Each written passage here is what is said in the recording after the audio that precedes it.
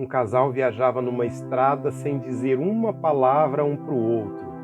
Eles haviam brigado e ninguém queria dar o braço a torcer. Ao passarem por uma fazenda com mulas e porcos, a mulher, de forma sarcástica, perguntou: "Parentes seus?" "Sim", respondeu o marido. "São cunhados e sogra." Como restaurar a paz entre este casal? Eu quero falar sobre 3 recomendações baseadas na Bíblia para administrar adequadamente conflitos no casamento. Eu quero pedir, se você gostar do conteúdo deste vídeo, que você curta o vídeo, que você compartilhe e, se você ainda não é inscrito no canal, se inscreva e também acione as notificações para que você seja sempre informado quando postarmos vídeos novos. Voltando ao nosso vídeo, que hoje estamos falando sobre administrando conflitos no casamento. Então vamos entender um pouco sobre conflito. O que é conflito no casamento? Como surgem os conflitos no casamento? Quais os perigos do conflito no casamento? De quem é a responsabilidade de encarar os conflitos no casamento? E também uma questão muito significativa: conflito é bom ou ruim? Vamos começar por esta última pergunta. Conflito não é bom e nem ruim. A forma como encaramos pode torná-lo bom ou ruim. Um exemplo: se depois de um conflito no meu casamento eu me tornar um esposo melhor, o conflito me ajudou a crescer, portanto, foi bom. E aqui tem uma questão muito mais séria que eu quero colocar. É que eles são inevitáveis e até necessários. O Dr. John Gottman e a sua esposa, a doutora Julie, eles são do Departamento de Psicologia da Universidade de Washington, e eles criaram o Laboratório da Família. E segundo eles, 69% dos conflitos no casamento são perpétuos e 31% podem ser resolvidos. Os 69% estão relacionados aos sonhos, aos valores e à identidade de cada um e, portanto, não são resolvidos, mas eles podem ser administrados. Esta informação, essa estatística, ela é bem interessante para a gente perceber que, na sua grande maioria, os conflitos dentro do casamento, eles existem e a gente precisa aprender a conviver com eles, aprender a encará-los e aprender a administrá-los. Alguém pode dizer: mas Deus pode tudo. Ele pode resolver qualquer conflito no casamento e, de fato, Deus pode tudo e pode resolver qualquer situação. Agora, a grande verdade é que nunca houve um cristão que não enfrentasse desafios, nunca houve também um casal que não enfrentasse conflitos dentro do casamento. Por alguma razão, Deus entende que eles são necessários. E aí esses conflitos, eles podem vir por comunicação deficiente. Um diz uma coisa e o outro entende outra. E existem também as situações onde aquilo que é dito, ele é entendido, mas quem entende discorda, ou seja, um discorda do outro, discorda daquilo que foi dito. E tem também a situação da falta de interesse em entender o que é dito. E quando não há interesse, as razões podem ser: a pessoa está ressentida, já está desmotivada no casamento, criou antipatias, ou às vezes está meio que sendo dominada por ciúmes. E quando existem estas situações, aí não se demonstra muito interesse em entender o que é dito pelo outro. Mas vamos lá. Vamos para as recomendações baseadas na Bíblia para administrar de forma melhor os conflitos no casamento. Recomendação 1. não faça força. As pessoas costumam dizer: você quer ter razão ou ser feliz? Quero contar para você uma história e você possivelmente já tenha visto em algum lugar a seguinte imagem. 2 burros estão amarrados por uma pequena corda, um ao pescoço do outro. E próximo existem 2 moitas de capim. Os 2 estão com fome e querem comer. Mas aí o que eles fazem? Um tenta ir numa moita de capim, o outro tenta ir na outra. Quanto mais força eles fazem, mais eles se cansam e mais difícil fica resolver o problema da fome. Ao invés de fazer força, o que eles deveriam fazer é simplesmente se unir. Vão os 2 numa moita, depois vão os 2 na outra. E aqui a gente tem a importância da gente aprender a concordar com o outro e também a elogiar ao outro. Eu quero ler com você aqui 2 textos bíblicos. O primeiro deles na primeira carta de Pedro, capítulo 3, o versículo 7.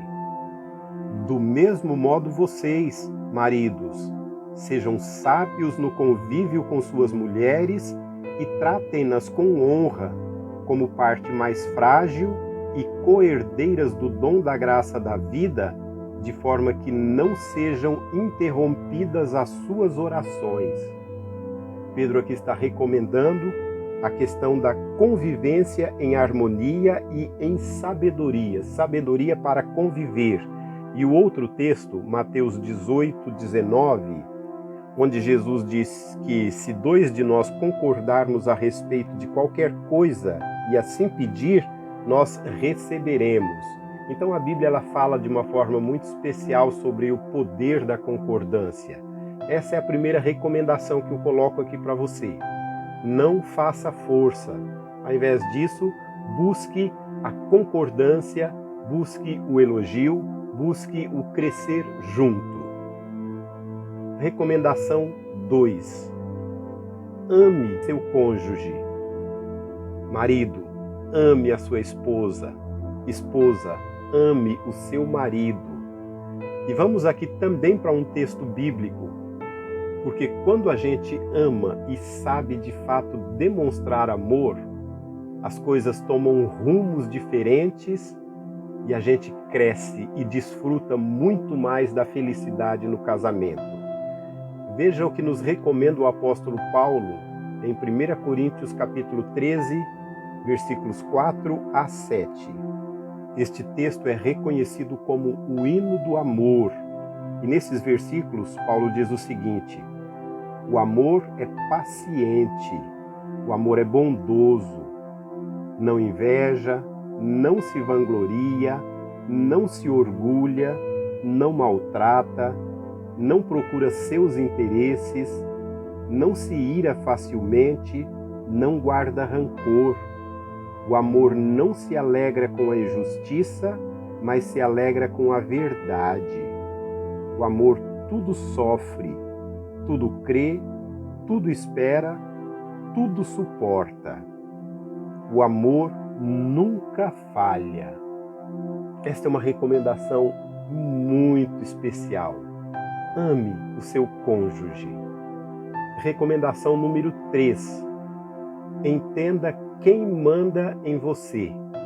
E nessa questão, entenda quem manda em você.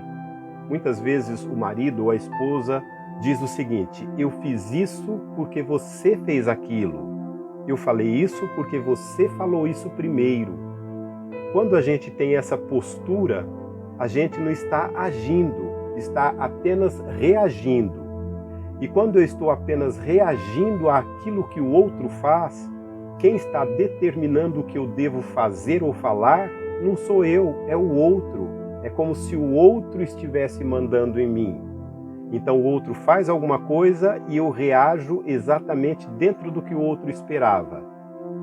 Isso não é sábio. Isso não traz crescimento. Isso não traz solução.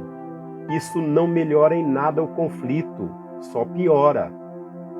Ao invés de sempre reagir dentro do que o outro faz, é importante a gente ter cabeça fria, tranquilidade, presença de espírito, autocontrole para que a gente consiga não reagir, mas agir. Não fazer o que o outro quer, porque aí sim ele está mandando em mim. Eu quero também ler com você aqui 3 textos bíblicos para a gente ver bem essa questão de entenda quem manda em você.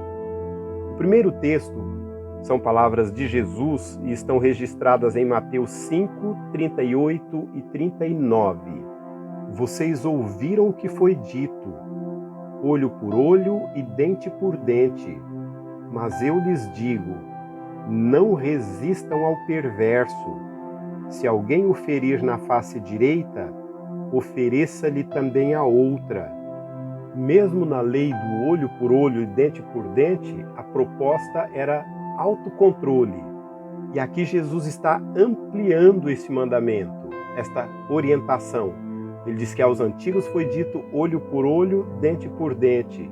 Mas agora a orientação de Jesus é para que a gente cresça em relação a isso, para que a gente vá além, é para que a gente faça aquilo que o outro não espera, faça aquilo que deve ser feito, faça com a consciência de que eu estou fazendo aquilo que eu quero fazer, que eu decidi fazer e não o que o outro tentou através das suas atitudes me levar a fazer.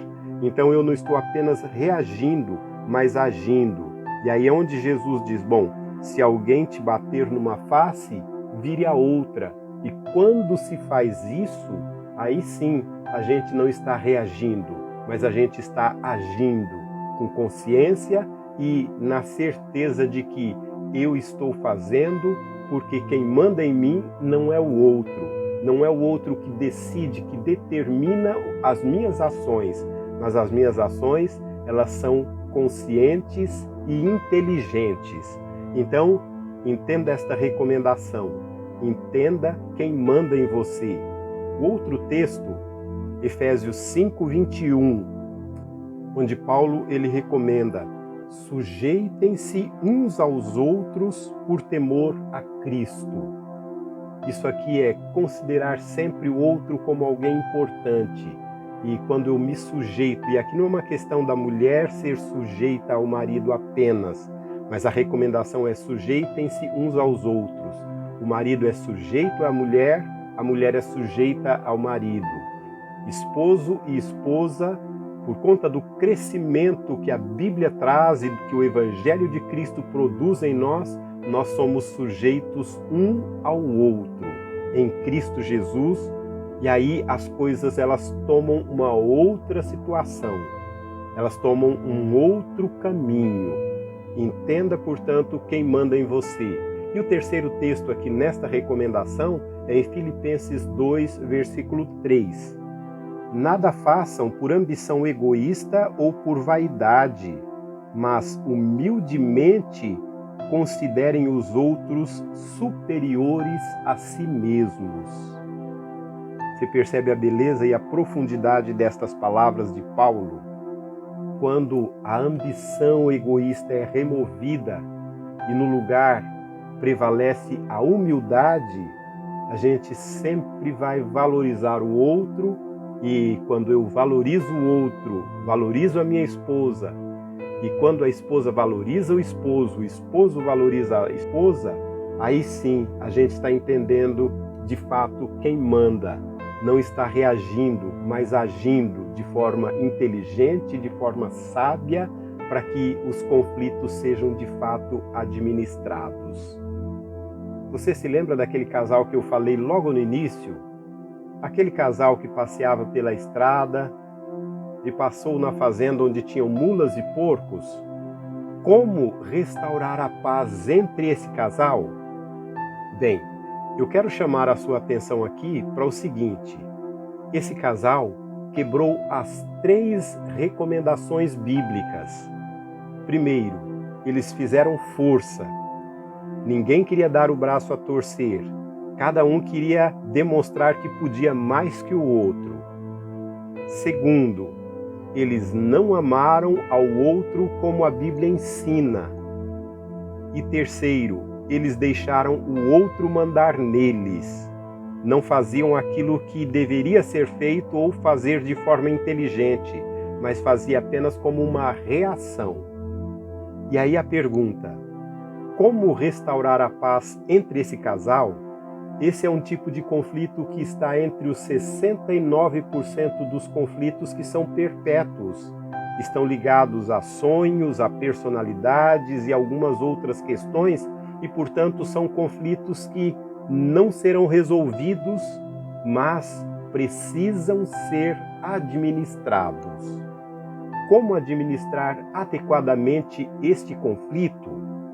Sugestão 1. Faça perguntas. Quando percebe que o conflito está acontecendo e às vezes pode ter como origem a questão da comunicação, peça que o outro seja mais específico.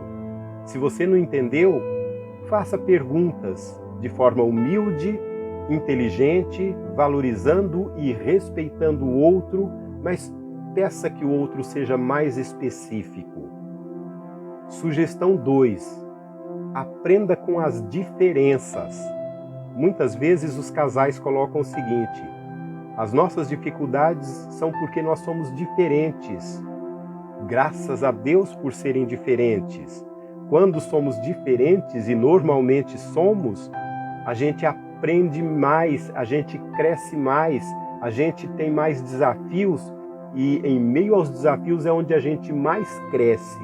Então, reforcem a visão dos propósitos e objetivos em comum. Lembrem dos períodos antes do casamento e do início do casamento.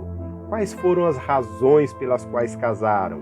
Quais eram os sonhos de vocês? Quais os objetivos? Pensem nisso e reforcem essa visão de propósitos e objetivos em comum. E sugestão número 3. Fortaleçam o diálogo. E para isso, analisem fatos sem paixão. Aconteceu alguma coisa? Antes de reagir ou de falar de forma apaixonada, analisar o fato, o que de fato aconteceu, e não aquilo que eu imagino, que eu entenda ou que eu concluo que aconteceu. Analisar consequências de, se eu agir assim, o que vai acontecer? Se eu falar isso, em que isso pode dar? E, juntos, buscar soluções. Casamento é isso, harmonia. O casamento é crescimento. O casamento é buscar soluções juntos. Agora, se todas estas recomendações aqui ainda não funcionarem, eu quero dar para vocês uma recomendação que é infalível. Ela não anula as outras, mas ela é infalível no sentido de ajudar a gente a entender e a praticar melhor todas estas recomendações que aqui demos. Sabe qual é esta recomendação final? Peçam sabedoria a Deus. E sempre que alguém pede com humildade, com um coração totalmente voltado para Deus, pede a Ele sabedoria, Deus dá. Deus responde a essas orações. Se esta mensagem fez sentido para você, curta o vídeo, compartilhe o link deste vídeo e se você ainda não é inscrito no canal, se inscreva. E que Deus abençoe poderosamente o seu casamento, o seu relacionamento.